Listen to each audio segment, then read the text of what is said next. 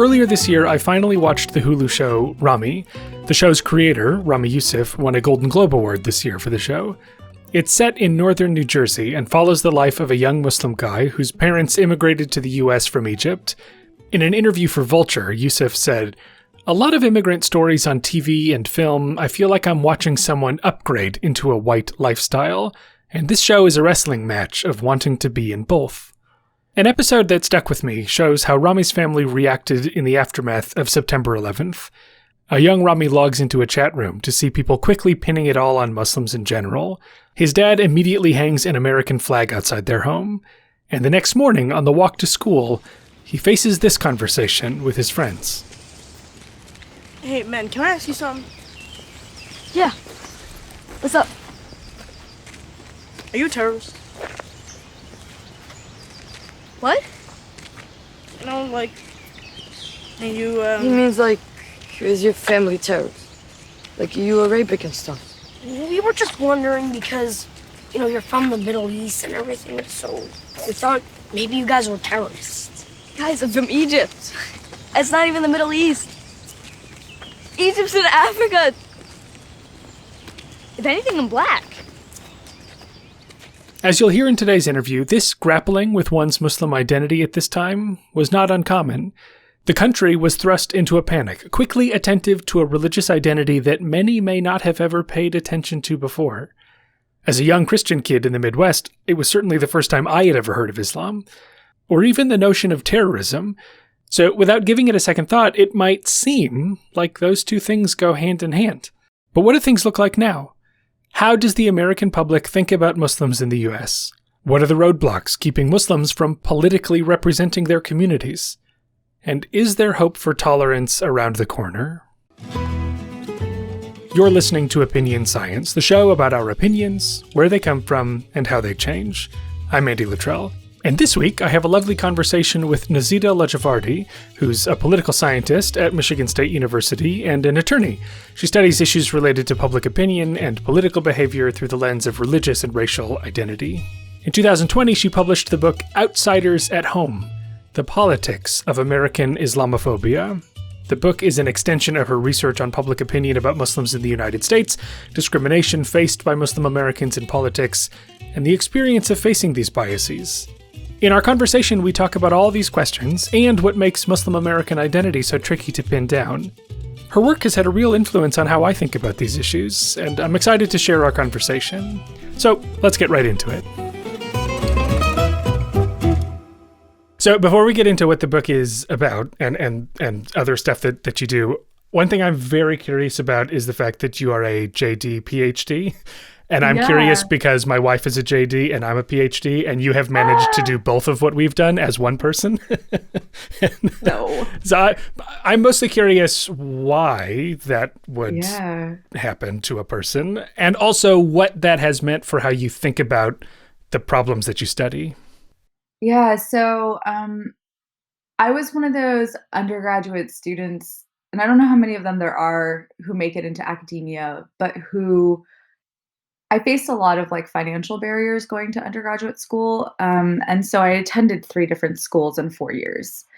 And I transferred to the UC system from community college. And my only goal was to graduate as soon as possible without debt. And then I went to law school. So that was a good idea. But, I was graduating in the middle of a recession, and I really didn't know what I wanted to do with my life. And it was really becoming clear that to help my family, I needed a job that was going to support them. And they really thought that becoming a lawyer was the clearest way to that goal. And I hadn't really seen or found anything that made me, question that.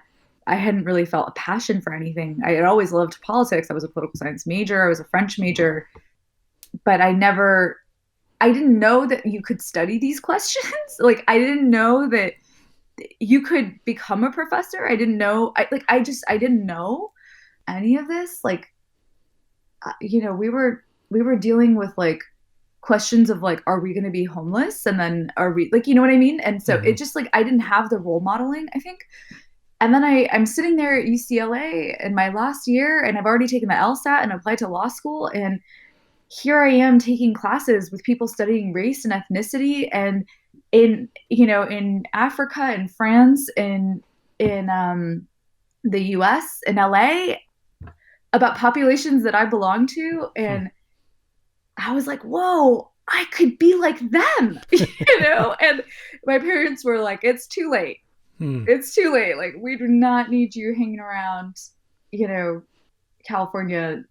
Anyways, so I ended up in law school, and that was rough. I really tell my students, like, do not go to law school because you don't know what else to do. I'm really one of those people who did that. And I was very fortunate. I found that I enjoyed criminal law, and I ended up working in criminal law and specializing in it. And I actually accepted an offer as an ADA in Sacramento when I was in my 3L year.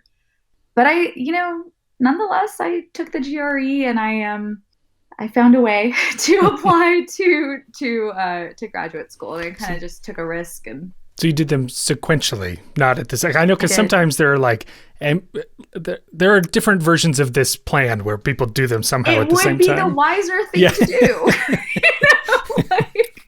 It would have made more sense. And no. I really did this poorly. But I think that my experience in law school has really shaped the questions that I ask. And I think it's been very informative. I think it's been very helpful.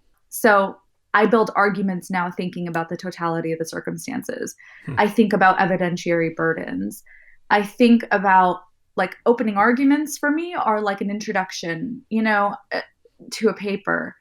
I think about what it takes to win a case and what it takes to overwhelm reviewers with an argument. And so I think those types of skills never really go away. And moreover, I think that law is foundational to politics, and you don't have, especially race in America, without the law. And I think that, at least in the way that I've written papers and I've thought about these stigmatized populations, particularly Muslims, they are not marginalized without shifts in policy that have empowered law enforcement, for instance. And so I think it's connected. I hope it's connected. Otherwise, it's a bigger waste of time and money than I thought. But yeah, I was definitely one of those students who couldn't figure it out. But got it in the end, I hope. And life is it's no good if it's stagnant. So there's a weird, one of those things where it's a little trite to say, but it all works out, or this is always the way it was supposed to be. So my first year of undergrad, I went to an art school, and I was like, this is what I want to do. I want to go to art school and all these things. And then quickly realized, like, no, that's not what I don't want to go to art school. Yeah, but yeah, but I would never get rid of that because it set me up so much for other stuff, right? To take a sort of creative spin on what is otherwise the sort of very clear path of academic research, to be like, well, how do we talk about it? And how do we share it? And can we do it in creative ways? And so in the same way I go, yeah, I sort of went thinking I knew what was the best for me. And clearly that wasn't the case, but I had to do that, right? If I didn't do that, I wouldn't know what I wanted to do. It makes you relatable. Like, you didn't do it perfect. Right. I think that, there's a lot of people who are like, I was a freshman and I started doing research with this famous professor at that famous school. And, now I'm a second year PhD student with a CV that looks like a tenured faculty member from 10 years ago. And like, congratulations, like, good job. I didn't do that, and it's fine. So it's fine. Yeah, it is amazing to see sometimes those people who are applying to grad school now, and you go, holy, like, I had no concept, but somehow they knew from day one, like, oh, here's the plan to be a professor in 10 years. And you go, oh, they God. had role models, this is all down to role modeling, and which is like great. I'm really glad somebody mentored you through that. But, I think most of us kind of were figuring it out. Maybe not most of us, but at least some of us were, we had to figure it out. And I think that makes us more I don't know, maybe just okay to roll with the punches. Mm-hmm. You know, like rejection kind of feels like name of the game. Right. You know what I mean? Like it hurts, it stings, of course, you know. But like I don't expect it to all work out. Mm-hmm. I'm kind of like surprised when it does, and still kind of like, oh wow, like that's nice, you know. Just I kind of expect there to be some mishaps, and you know, I think it's important to learn how to deal with that kind of thing. Totally. So if we jump into the work that you've done in the broad domain, it's interesting. One thing I want to say is the cover of the book is beautiful. I don't know what it is. Yeah. It's just so attention grabbing, and maybe that was part of why I just was like, well, yeah, no, I have to read this thing. Where did that? Do you have any? This is sort of tangential to what the work is, but I'm so curious. It's okay. So when I approached publishers about the book, I asked them if it would be okay if I helped to design the cover. And this is kind of atypical for university presses that are just trying to publish in a specific area. But when they asked me to explain why, I told them that I wanted this book to be different and to show on its cover what the argument of the book is. And that it was important for me to make it as simple as possible, but as clear as possible. And that I don't think a title is going to do that.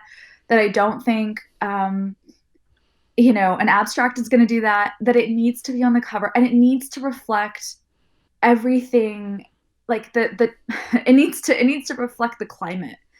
And so from the color of the book, from that pink, Mm-hmm. from that salmon color to her sunglasses, to her very loose headscarf with her hair falling out. This to me was the modern Muslim woman, you know, in her 20s and 30s, who is from here, who is growing up witnessing and observing this hostility and this discrimination, and her unhappy lips and her frown and it just all is what it feels like to take in this world where you think you're at home, you have the cool sunglasses, like you have the salmon colored, you're in, but you're not in, you know, and you're observing it and you're reacting in a way that makes you aware that this is uncomfortable. And I wanted it all to show. And so if you ever open the book and you look at the first page, there is another picture, and that was supposed to be the cover of the book. And it was really between the two. And in the end, I went with this woman because I think she makes a statement, I think, in political science, but also I think, you know, just to the average reader, which is like, if you want to know what this book is about, it's about what it feels like, you know, at the very end, the last chapter. Mm-hmm. It's like what it feels like to live in this world. That's what it feels like. And yeah, the second page, I think also does that a little bit more directly. And maybe there's too much going on, which is why we sort of settled on the first one. But yeah, her expression is telling, right? And it sort of harkens to the points that you make about where other marginalized groups can get sort of fired up and called to action. There's this tendency among Muslims in the US where facing this kind of bias and discrimination leads to sort of a retreat, right? And sort of like well, let's back away from this. So yeah, it communicates all of that in such a simple way. So I'm glad there is a story, and you weren't just like, I don't know, someone drew a picture. No. It was very deliberate. It was in consultation with one of my really good friends who is an artist and was also writing a book about Muslims during this period of time, and it's the art was commissioned by a Muslim artist from Indonesia, actually, who works with her very closely. And so the whole thing was just like a very creative effort. And so for someone like you who has gone to art school, I mean, maybe Maybe that's cool. For me, it was the first time I've ever done anything like that. So Yeah, super. And it's, I mean, to your point, I've never said this about any other academic book cover before, that I like noticed it and really appreciated and spent some time appreciating it. And it makes sense. I'm not surprised that that is not like the priority, but I'm happy to see that there is at least, and maybe we'll see that this moves the needle a little bit. That becomes a more deliberate part of the argument. it is, I've seen it in other fields, like certainly in media studies. I've seen it on their book covers, and so that's been an inspiration to me. And I also, I was told by some people that if your book looks too punchy and it's too pink and it's too this and that it won't be taken seriously. And that almost pushed me to make it even more obvious and more different because, okay, fine. Judge it by its cover, go ahead. Have a closer look. Yeah. It's intriguing enough that you open it. So one of the things, I think the thing that really most, as someone who really hasn't spent a ton of time thinking about these particular, I one of the classes I teach most often is stereotypes and prejudice. But the unique dilemma of Muslim identity is not one that I had grappled with. And that to me was like the real light bulb moment where you sort of try to disentangle, like, what's the primary identity that people are having a problem with? Is it a religious identity? Is it a race identity? Is it a geopolitical identity? So could you talk a little bit about like what Muslim American means to people in the world and how that defines the problem and how it challenges the research on trying to understand what's going on? Sure. Yeah. You've really hit the nail on the head right there. I think that, so I'm going to talk about people in the United States because I think people in the world is a bit broader. And I'll explain why.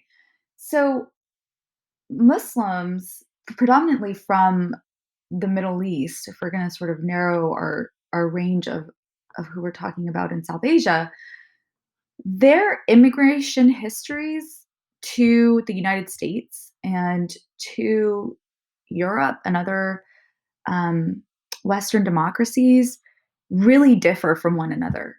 The different laws and quotas that have existed, that have been able to bring different subsets of Muslim populations, Muslim immigrant populations to the United States, they differ greatly. Often in Europe, they're conditioned by refugee laws, by colonial histories. And so the populations that you see in Europe and even amongst the different European countries, they really differ from what we see in the United States. And so I always, whenever I'm presenting this work in Europe, I'm always telling people, don't think about the Muslims that you know in your country. Let me give you a primer on the immigration histories and what the Muslim population looks like in the United States, because it's very different. It's very, very different. And so just to kind of paint a picture, in 2017, the Pew Research Center did a survey of Muslims in America. And it's a telephone survey that they do every few years to try to gauge, where the population is, but also to kind of give us an estimate of how many there are in the United States. Because the census doesn't collect data on religion, and because folks from the Middle East and North Africa are classified under the white category, the white Caucasian category, white non-Hispanic. And so any sort of differences that you may want to highlight and you may want to use in order to try to estimate that population size are going to be marred with the exclusion of a MENA category and also with no data collection on religion. And so what we've learned from Pew is that today, 20% of American Muslims are Black. And the vast majority of those, that Black population is native born. And this should not be a surprise, as the first Muslims in the United States were actually forcibly enslaved people. About 30% of enslaved people who were forcibly brought to the United States were Muslim, and they were forced to actually convert to Christianity. And remnants of like the Muslim identity actually still exist, off the coast of Georgia. There's this really interesting dance that's akin to like a Sufi ritual called the ring shout that took place, in the South, that has actually been recorded. And I only ever learned about by visiting the National African American History Museum that opened up in DC. And, when I looked it up, there it was. Like, there it was. It was really remarkable to see. And so people often don't realize that. And so what does it mean that the Black Muslim population in your country is not from a country that you colonized, but from forcibly enslaved people who were brought here, and right, who you've struggled with in terms of racial and civil liberties as well. So that's one population. Currently, 7% of the U.S. Muslim population is Hispanic. And so you're seeing among the Muslim population, so not only is it growing at incredibly fast rates in the United States, the fastest growing subgroup is among Latinos, Latinx people. So very interesting to understand that racial diversity as well. And then finally, the vast majority of Muslims in America were born abroad. 58% were born in another country. But of that 58%, like over 80% have US citizenship. And so this kind of complicates our narrative, right? Like, who is this group? What are we thinking about? And how do they relate to other Muslims in other democracies? Well, you can't compare them. You really can't. Coming to the United States is already hard enough for any immigrant population. And on top of that, you have so much diversity from where people are coming from. And you're getting a selection effect where oftentimes the Muslim population that you're getting that are coming from abroad are highly, highly selective. And oftentimes they mirror, if not surpass, the white population on socioeconomic demographics. So it's complicated. It's complicated who these people are. Now, I've told you who they are, but who the ordinary, average American thinks they are is very different. So in the minds of the average American, it's hard to paint a linear picture because the tropes about Muslims have evolved over time, and the concern about Muslims has evolved over time. And I think it's important to understand that events matter and that context matters. And oftentimes in political science, that's not a satisfactory answer. And people just kind of want to hear about a game between two entities where like the positions of the two groups are fixed, and they're not. Hey everyone, it's just me. I'm just letting you know that we had a little technical glitch while we were having this conversation. The call got dropped, and then when it picked up, the audio quality had changed, and I couldn't quite figure out how to edit smoothly in between one to the next. And so this is just a quick little note as a transition from the one half of our call and the other. But for all intents and purposes, we pick up where we left off. Okay, so sorry to bother you. So if you think about the 80s, or rather the 70s and 80s, that's a time where Muslims became salient to Americans through what was happening more by Muslim majority countries. So you can think about the Iran hostage crisis. You could think about what was going on in Lebanon. You could think about the Iran-Iraq war. Countries were becoming salient. Muslim countries were becoming salient. And so their populations here in the United States were becoming salient. And so it was much more tied to interests of foreign policy, of foreign wars that were being fought. And so the Muslim in the American imaginary was really a Middle Eastern in the American imaginary. And it was really targeted at national origin. It was Iranians in the American imaginary. It was Lebanese in the American imaginary. It was Iraqis. It was about Yemen, and so it wasn't necessarily about Muslim. And so this Orientalist picture that we've had of, this barbaric, violent, backwards, misogynistic Muslim, it took time to develop that trope, but it was really rooted in the Middle East. As obviously 9/11 hit, and we, entered into these wars in Iraq and Afghanistan, the picture evolved, where now you have images and thoughts of terrorist being pushed into the American imaginary. A terrorist. What is a terrorist? What is evil? What is bad? What is the axis of evil? What does that mean?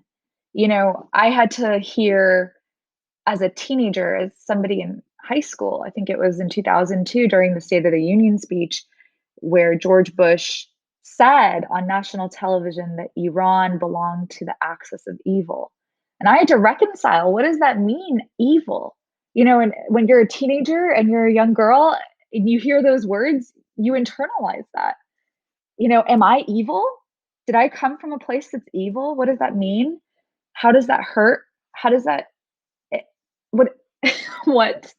Terrorist, evil, suicide, bomber? These are words that are now being associated with a population that I belong to. And yeah, Was it sort of overnight? I mean, my impression is that it sort of was a switch that flipped in terms of where the stereotype. No, it wasn't. It built time. So these are all about others. And it took time before we looked inward and there were events on US soil.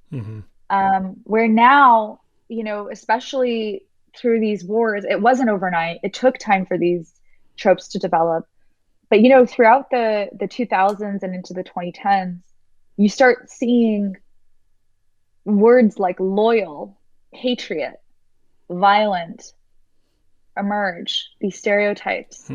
And these are what I think people think of when they think of Muslim. They think somebody who's violent. They think somebody who's typically a darker bearded man, somebody who's backwards, somebody who's different, somebody who's disloyal.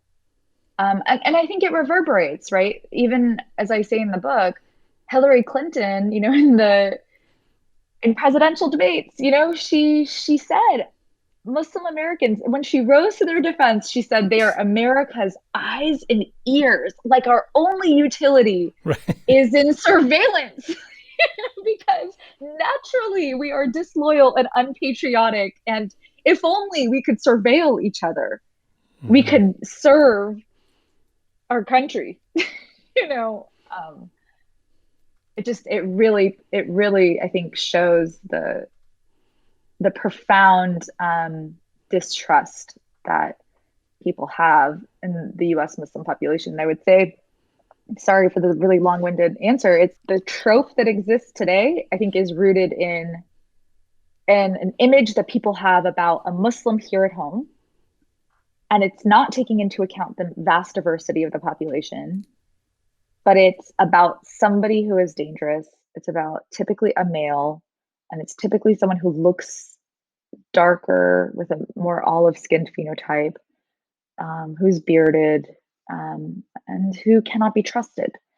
And you see this, right, in surveys too, like the ANES asks stereotypes, and you see when you compare different groups and Muslims, it pops, and it's I would say that's where we've landed so far. It can change. I had wondered what it is that makes these stereotypes such potent in triggers to prejudice and discrimination. And it reminds me of the work in psychology on how moral perceptions are at the heart of how we evaluate other people. And these are all stereotypes that touch this moral nerve, right? They're all about, can I trust this person? Will they hurt me? Are they loyal? Are they an affront to my dedication to this country? And so what I wonder is, does that help explain why these have become as pervasive as they have, whereas other biases may have less potency because they don't pinch the moral nerve quite so hard? Yeah, I think at the root of all this is a security concern. And if you think about, just very basic human needs, we have a human need to feel secure. And I think that when you reduce a population to, and you're just so reductive about it, to they are an affront and they are going to, they are a terrorist, they are other, they are an enemy combatant, right? You've now taken away any humanistic, right, quality And you've made it such that this other group is going to challenge your security and your very livelihood and the very existence of your population in your country, and that you've created. And so I'm not sure if that theory would cover a security concern, but to me, this is all rooted in a zero sum. As long as they exist, we can't exist, because they want to get rid of us and they want to harm us. And that's, I think, a very irresponsible description that's been painted by policymakers, by the media. I think they are very complicit in this.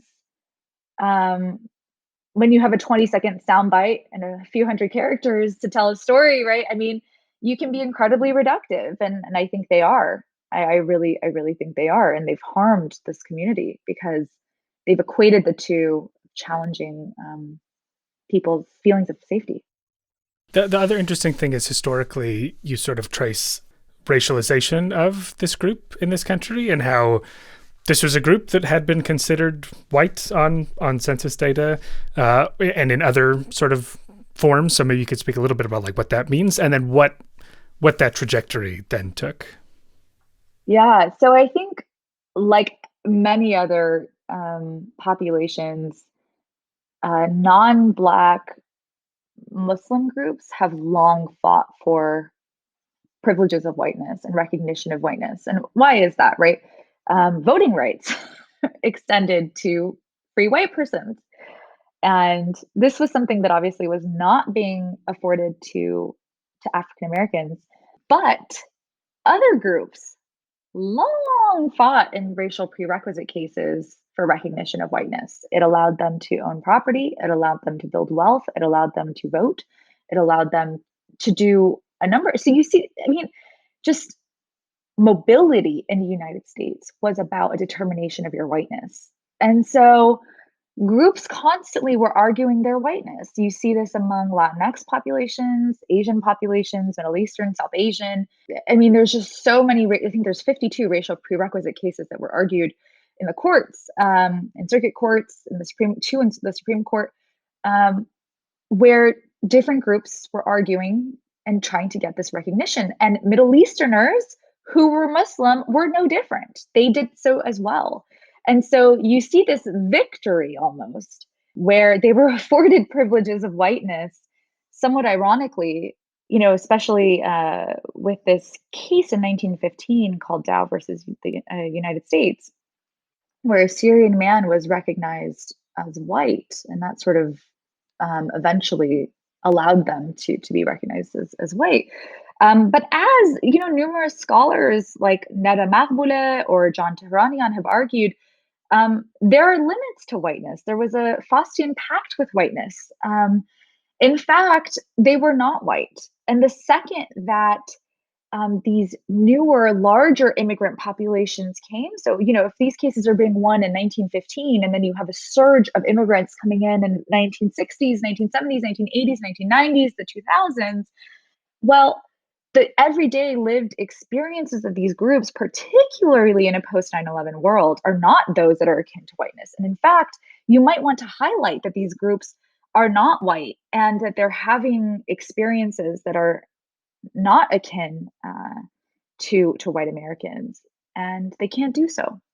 And so in some ways, it privileged their predecessors, but it's really harmed the populations. And so it's a very nuanced understanding of what it means to be white, because to this day, we don't have a MENA category on our census. And those who would identify as Middle Eastern North African do not have the possibility of doing so. This extends to education. This extends to employment. This extends to representation. This extends to federal dollars. This extends, just you can imagine how informative it would be to know about the roots of this population. And unfortunately, we just don't. Any effort that we had at having a Middle Eastern North African category, which was supposed to be on the 2020 census, were unfortunately taken away. You could think that the way to help address these things or move forward is to get more representation in leadership and political positions. And in some ways, a lot of the stuff that you've done looks at why that hopeful path forward is still riddled with challenges, right? In terms of how do people evaluate political candidates? How do people try to enter the political system? How do we use media to talk about these groups?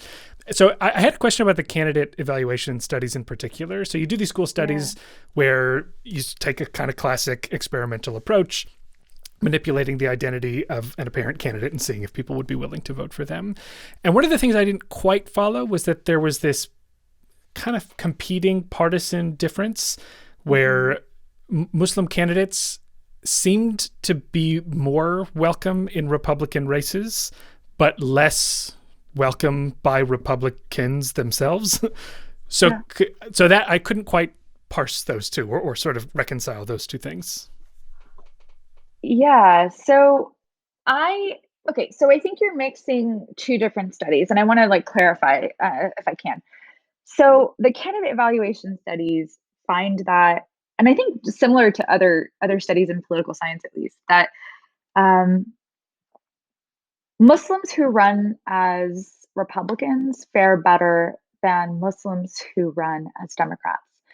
And, there's a lot of scholarship here, especially about Latinx candidates, that Latinx candidates who run as Republicans are seen as more electable, that people are more likely to vote for them. And I think that what happens is that there's something about social norms that, that voters feel that minority candidates who run as conservatives are more willing to offer more honest criticism of their groups, and therefore are an asset to that party because they show that the party is not bigoted, and they show that look, there is a member of this group that's willing to offer honest criticism.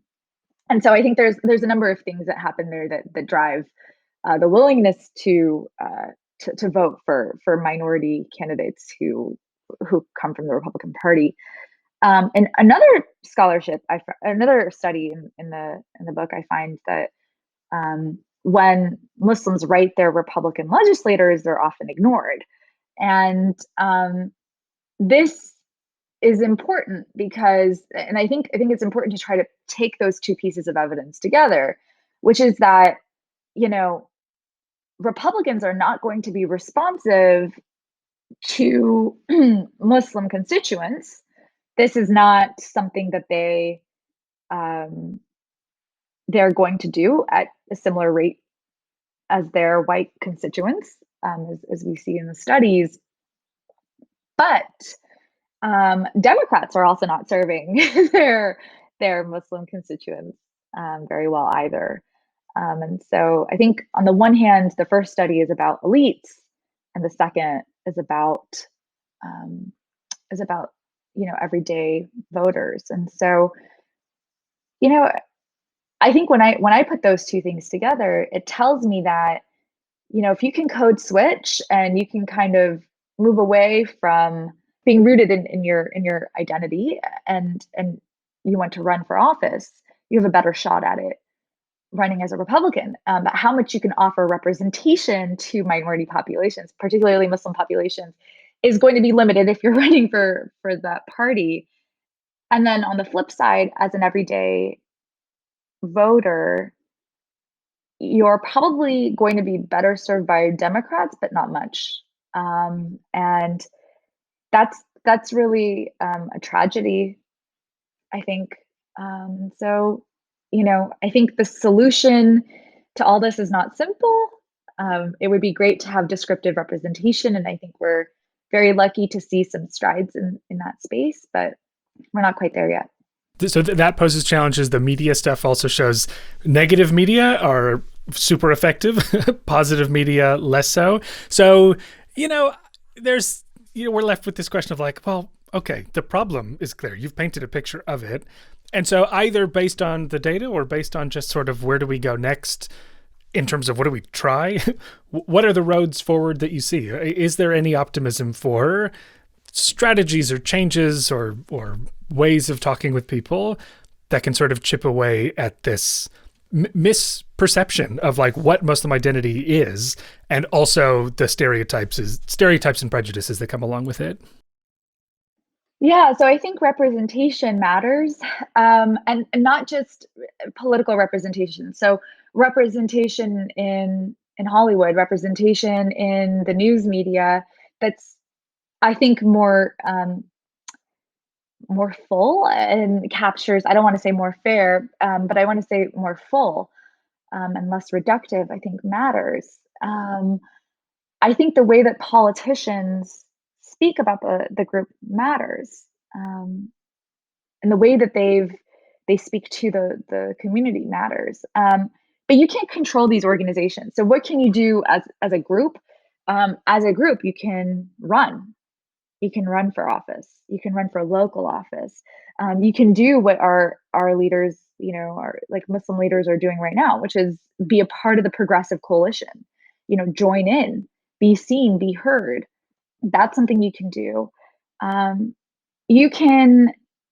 It's really crazy, but you can make a difference on social media. I know so many folks who have started social media pages and who have 80,000 followers to 500,000 followers, and who are advertising essentially what it means to be a Muslim in America. What does it mean to be a queer Muslim in America? What does it mean to be a Black Muslim in America? I think highlighting that type of visibility, highlighting our intersections, highlighting that we hold multiple identities, I think is important. And I think people are doing it really well. And I guess the final thing is that I will say that conditions have changed on the ground. The Trump administration and the Trump years changed outcomes for Muslims. And they changed, obviously outcomes for a lot of groups. But in this last year, we saw Muslims decline in salience, and we saw African Americans and especially Asian Americans rise in salience. And I think that's important too, right? You may not expect them to always be salient. And I think, in some ways, it's a bit of a breather. And I wonder myself, just as an empirical question, how has that decline in salience shifted attitudes and the importance of anti-Muslim attitudes in determining hostile policy positions? So I think these are open questions, but yeah, we'll see what happens next. We'll see. And so for you, just in terms of work that you're doing, what's on the horizon, either in this space or outside of it? I know you this is a piece of the scholarship that you do. And so I want to give you an opportunity just to sort of give folks an entry point into the other kind of stuff that you work on. Yeah, I'm looking at alt-right speech right now, trying to understand how social media discussion of Muslims and Jews has translated into or mirrors sort of offline hate crimes towards Muslims and Jews. So right now I'm working with a couple colleagues and trying to understand that link. And we're seeing that there's actually a target substitution, that once these extremist groups are activated online, they don't need much encouragement, and they can switch in their targets. So Unite the Right is a really important and I think overlooked rally where we see a shift from a focus on Muslims to a focus on Jews among these populations. And then similarly, we see a decline in hate crimes that target Muslims, and an increase in anti-Semitic hate crimes. And so, trying to understand how that happens and what the processes are, it's sort of next on my horizon. And yeah, I just bought an Intro to Social Psychology book, and I'm teaching myself a little bit, Sure. and trying to, just trying to educate myself a little bit more on prejudice. So really, this is an amazing career path insofar as we can always learn. So that's kind of what's next for me. That's funny. You're dipping your toe in social psych. I'm dipping my toe in political science. That's just how it works. That's the beauty of it. Pandemic times. Yeah, right. Read up on whatever you want. Crisis of identity. Well, I appreciate you taking the time to talk about this, and it was great to hear about. Thank you. Thank you for the invitation. This was a lovely conversation. I'm really appreciative.